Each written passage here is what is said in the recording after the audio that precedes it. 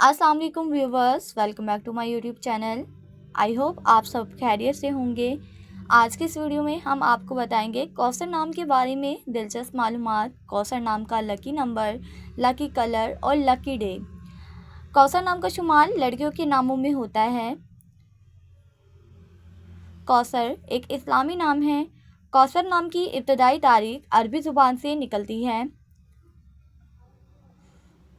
कौसर नाम की लड़कियों के लिए खुशकिस्मत नंबर 4 माना जाता है। माहिरीन के मुताबिक कौसर नाम की लड़कियां बहुत ज़्यादा मासूम होती हैं। कौसर नाम का मतलब है जन्नत की एक नहर। कौसर नाम की लड़कियों के लिए खुशकिस्मत दिनों में हफ्ता और जुमेरात का दिन शामिल है।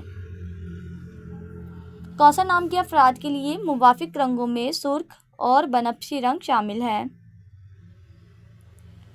कौसर नाम के अफराद के लिए मुवाफिक पत्थरों में रूबी पत्थर शामिल है। खुशकिस्मती वाली धातों में हिस्सों के हिसाब से कांसी शामिल है। फ्रेंड्स, अगर आप अपने नाम का मतलब जानना चाहते हैं तो कमेंट बॉक्स में अपना नाम लिखें। इंशाल्लाह हम आपके नाम की वीडियो ज़रूर बनाएंगे। Thanks for watching. अल्लाह हाफिज़।